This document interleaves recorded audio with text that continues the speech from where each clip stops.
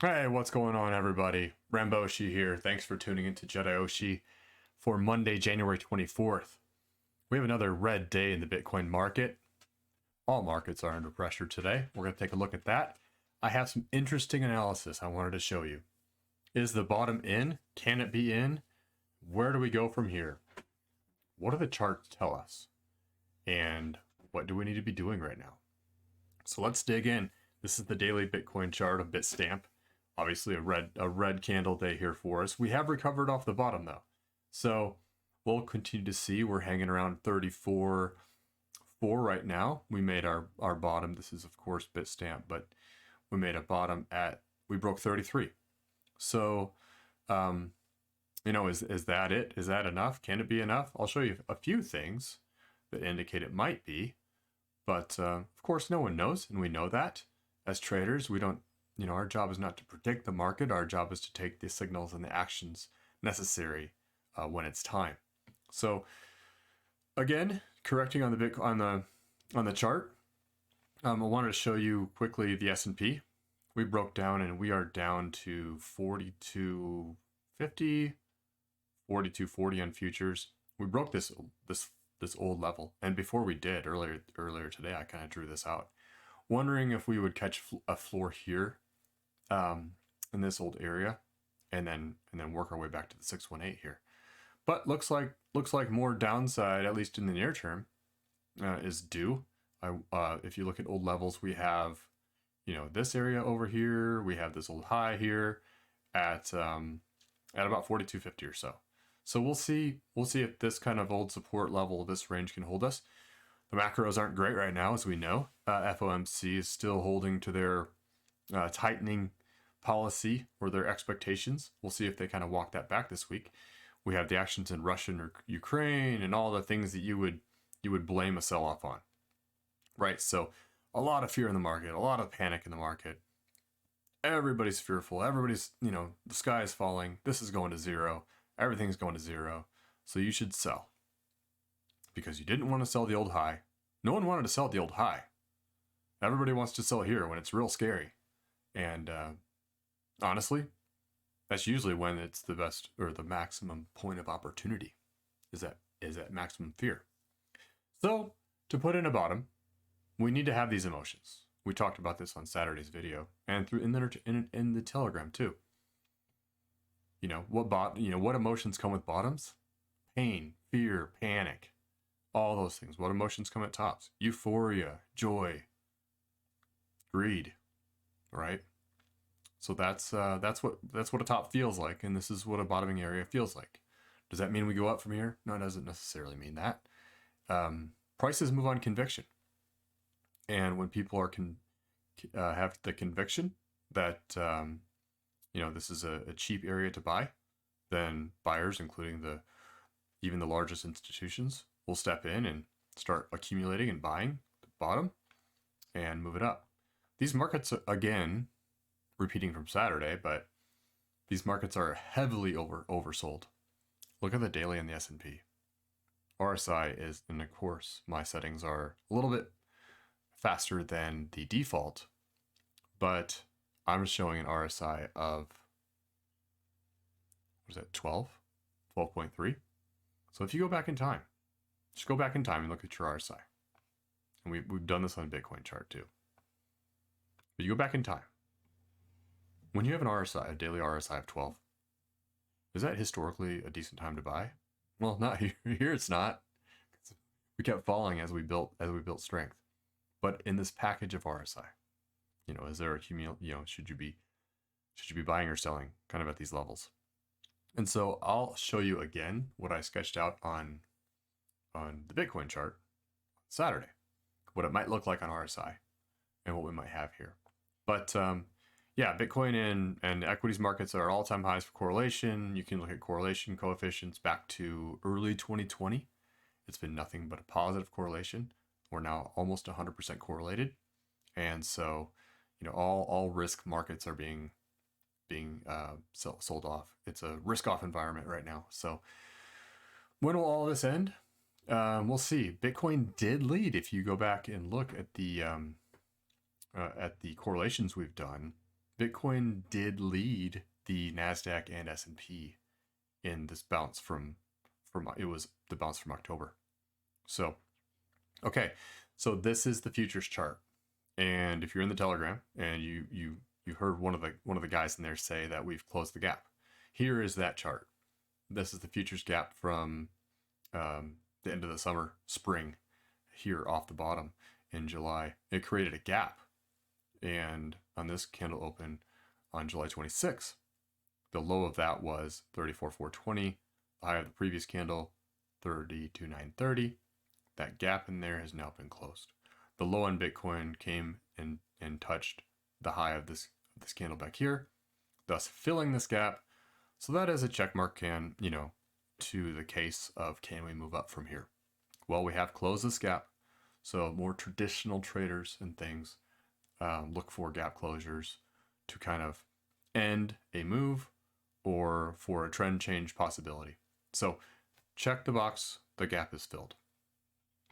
Again, it doesn't mean we have to go up from here only, but that was a key level, if you will, of falling here. And let's see, the next one I want to show you is a little bit more on the fractal that we showed on Saturday. This fractal, if I zoom out, this fractal, I pulled it from the bear market. I pulled all of this data from March of 2018 all the way to, say, June 2019. Okay, so copied and pasted this data, and I'm looking at this price action up to a high point of May. And again, this is in the bear market. This is on a Bitcoin retrace of that market. But when you paste this over the top of the price action that we've seen the last few months, it's almost a near perfect match. And what's interesting is that, look at that match. I mean, that's a terrific match. And you come down here to the bottom of this fractal range. If you drop it over the price action, this is from September. This is a 4-month fractal. And you drop it over the price action, and then we wick load it here at 33. It matches the fractal. So, and our theory or my theory on price action is that I'm expecting once we can break this trend, we're still in a downtrend, and until it can reverse and come out, I'm expecting a Bitcoin retrace, expecting alts to perform much better than Bitcoin. And then I'm expecting a top around the 0.5 to 0.618, even maybe the 0.702. I don't think this market is strong enough, honestly, to come hit the 702. But can we tag the 618? Maybe. I think that if this does play out, then we'll see that 33 holds. If we do match the fractal, 33 holds, we come out, we have another low, making a higher low on structure, and then we get a nice bounce. So on time, on its fractal, we're going to have, again, like I said on Saturday, we could have 2 or 3 more weeks of grinding here on the bottom, which would be pretty painful. And we'll see what happens with alts and other things, but we could just sit here and grind, and or we don't have to hold the fractal. We could sit here and come down to a retest of these old levels at 30. So is that possible? Yeah, anything's possible, right? Until we break this trend, the trend is down.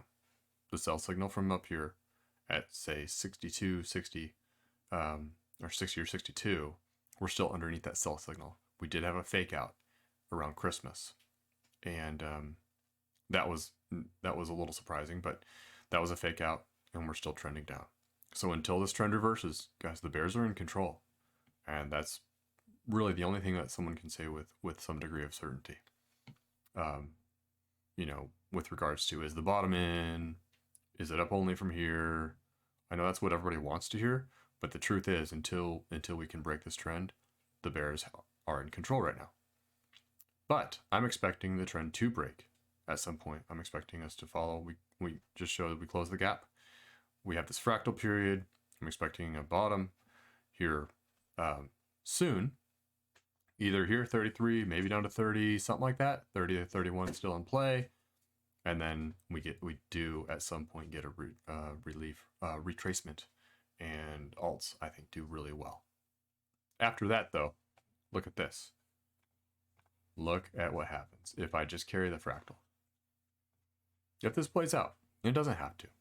But what's interesting is if this plays out after the 618 retrace and a move back to 55, it's down from there until late this year. I know this goes against a lot of people calling for, up only and all-time highs and everything, but this is what the fractal, if you continue the fractal. Now, I don't expect it to continue the entire market cycle, but it's just kind of interesting, just something to watch.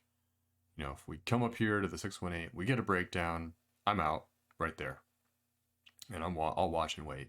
And it may be an opportunity to go short from here. So we come down here, you just paint the fractal.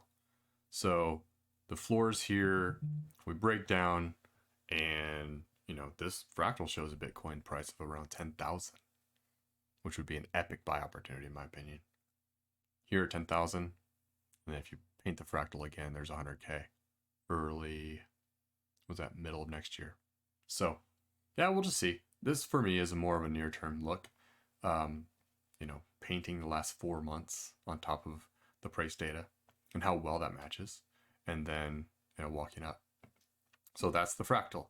The third thing I want to show you was a little bit of time analysis, and I'm using moving averages for this look. So I have the MA50 and the MA200, and those are probably the highest or the largest high level kind of indicators. And when you cross, that's a death cross. When the 50 crosses below the 200, death cross. And then we had that back in June of last year. And we are currently underneath another death cross. So here's the look. From the high point in April to the death cross was 66 days. And from the death cross to the low was 31 days.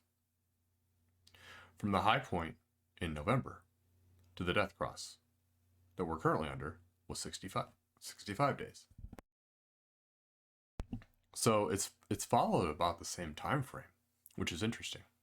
So if we assume that the low point will be the same time frame it was last time, which it doesn't have to be, right? We know that. But assuming that holds again, you'd be looking at a low point for Bitcoin middle of February. And I'm just going to show you what that would look like on the chart. So if we grind, and we just talked about the fractal pattern showing, and that was from 2018, fractal pattern showing kind of a consolidation and a regrouping of the bulls here for the next couple of 3 weeks. If we do bottom in middle of February, what that might look like is this. So interesting time work on the death crosses. And if we do get a low point here, say I just drew it here, but whatever, in this area, we find our low, finally middle of February. This is what I envision the chart to look like. So you have an RSI building, and this would be diversions, because if you are making a low here, there'll be a lower low on higher RSI. You break this RSI line, you break price line, you get price confirmation, boom, long signal, and you take it to the retrace. Somewhere up here. And then after that, I think it's, for me on a breakdown of this, after alts do pretty well. A full-blown alt season, no one knows. But I think alts will do well comparatively. And I think if this breaks down, that is a good a good exit point, at least to take defense. So that's my plan anyways. So that was the time analysis. I showed you the fractal. We showed you the closure of the futures gap. And this is a real strength chart.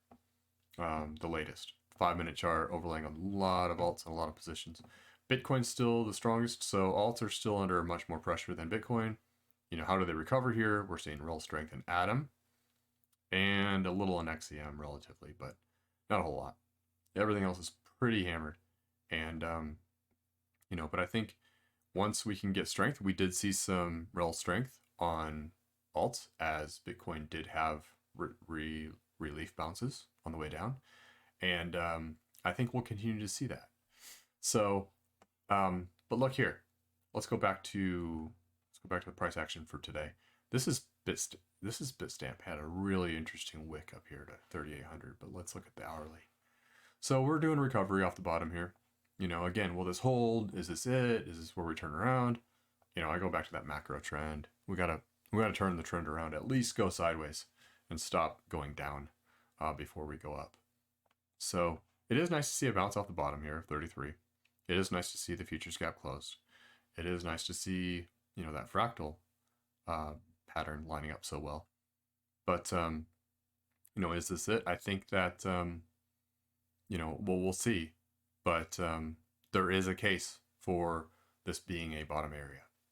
And, you know, is it, we go sideways for a little bit? I think the fractal, if that holds, we do. But just want to show you those kind of big checking the boxes. Futures gaps closed. We're matching the fractal pattern. That low is around this area, and then that time series on the death cross. Interesting. If you go back to, this is futures. Let's go back to one more thing. More on the bigger picture. It would be interesting for us to get a higher low here. Right, so keep an eye on that. If we get that, it's gonna throw a lot of people off, right? Because in the macro, you have a higher high. Because on Dow theory or structure, you have a high and a low, a higher high, then you have a higher low. So that's bullish, right? So there will be conflicting and competing indicators as we go through this. But you know, just some interesting analysis, and I'll keep coming at you with that. Again, we're at 34,568 now, up from 33. So we have bounced, you know, what is that, 5% now? Or 5% off the lows. And we'll see what happens. Obviously, eyes on equities, eyes on all markets. We didn't look at the dollar today. Maybe we'll look at that tomorrow. But the dollar's in play. You know, kind of everything is, everything impacts these markets. But I want to show you that. Enjoy your Monday. Enjoy the video. Please like, please subscribe, please share what we're doing in JEDIOSHI. We're trying to empower people to be able to read charts, make assessments of markets on their own, and for people to think for themselves. So thanks for watching. Until next time, have fun.